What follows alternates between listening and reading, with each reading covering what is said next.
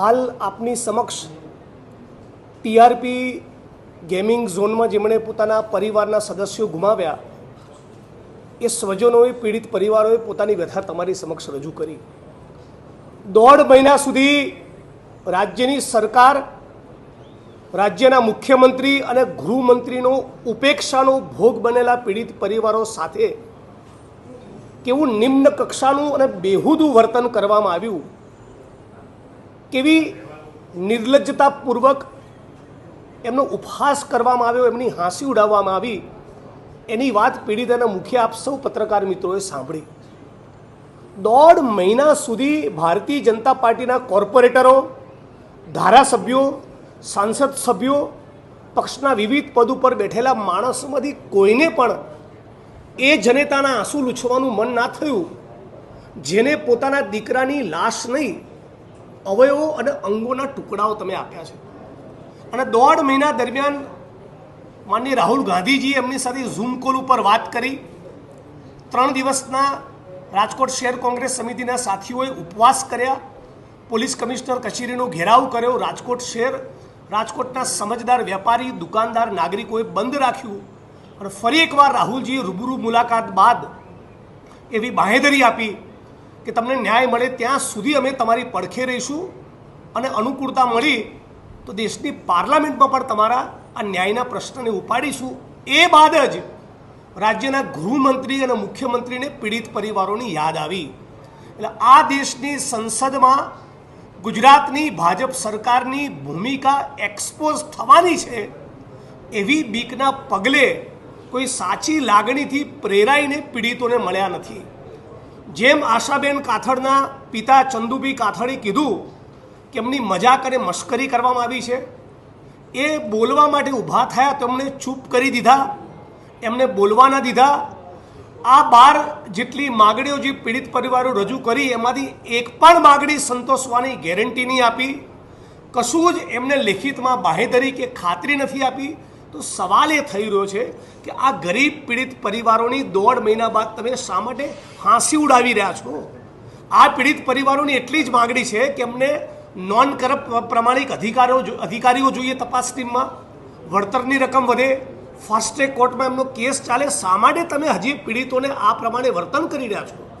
જે પીડિત પરિવારો 45 ડિગ્રીની ગરમીમાં રાજકોટ શહેર બંધ કરવા પત્રિકા લઈને રઝળવું પડે, એ પોતે જ પીડિત પરિવારો કહે પ્રમાણે રાજ્યની સરકાર માટે શરમનો વિષય હોવો જોઈએ।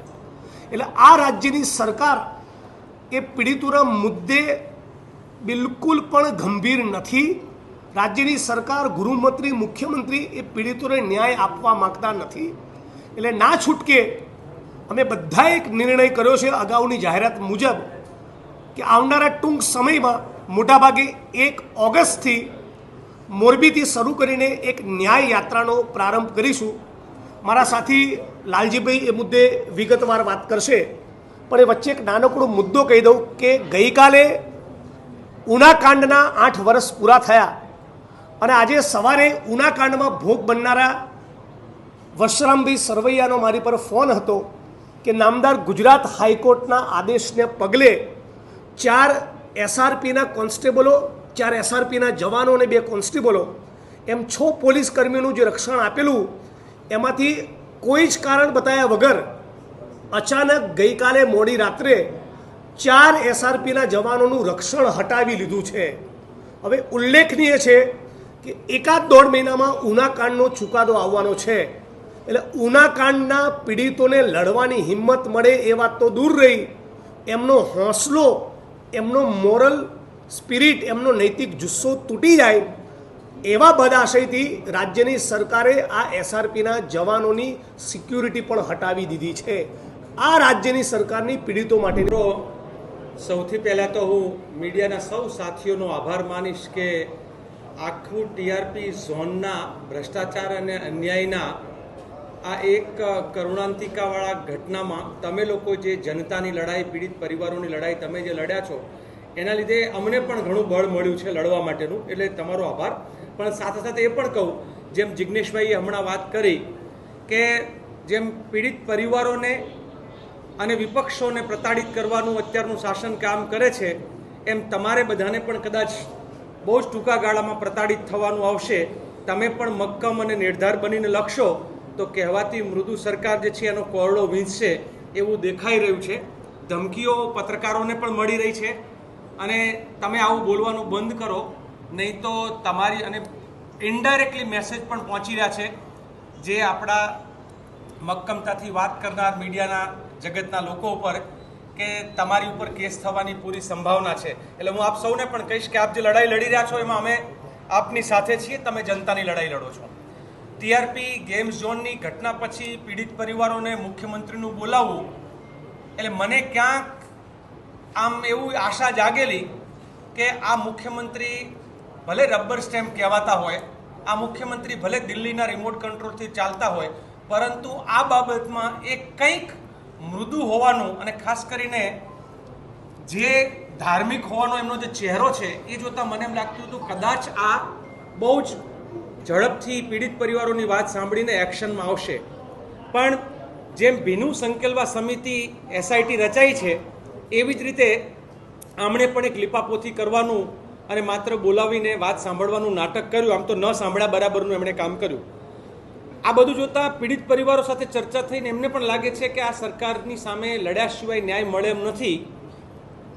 એટલે મોરબીથી શરૂ કરીને 1 ઓગસ્ટ તારીખ આગે પાછી એકાદ દિવસ થાય પણ ખરી, બધા બાકીના મિત્રો સાથે ચર્ચા પણ કરશું, પણ ઓગસ્ટની શરૂઆતથી લઈ અને 15મી ઓગસ્ટ સુધી સળંગ 15 દિવસની પદયાત્રા જે છે એ અહીંથી અમદાવાદ સુધીની, અને એક કાર્યક્રમ એવો કે એમાં પીડિત પરિવારો પણ હશે અને કમસે કમ અલગ અલગ જે લોકો આ લડાઈ લડવા માગે છે એવા લડાયક સાથીઓ એક પછી એક શહેરો એટલે મોરબીથી શરૂ કરીને ટંકારા, ટંકારાથી અહીંયા રાજકોટ અને રાજકોટથી ચોટીલા, ચોટીલાથી સાયલા, સાયલાથી સુરેન્દ્રનગર, સુરેન્દ્રનગરથી વિરમગામ અને વિરમગામથી સાણંદથી અમદાવાદ સુધીની એક યાત્રા 15મી ઓગસ્ટે ગુજરાતમાં એક મહાધ્વજવંદનનો કાર્યક્રમ થશે. કારણ કે ગુજરાતના લોકોની એક જુદા પ્રકારની ન્યાયના જંગની લડાઈ, આઝાદીની લડાઈએ 15મી ઓગસ્ટે અમે મહાધ્વજવંદનનો કાર્યક્રમ કરશું.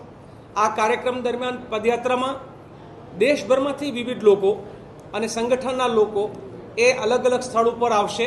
એટલે આ આખી ગુજરાતમાં જે અત્યારે ભ્રષ્ટાચાર અને અન્યાય થઈ રહ્યો છે એના વિરુદ્ધની લડાઈનો એક રીતે તો આ જનતાની લડાઈ ગણાશે.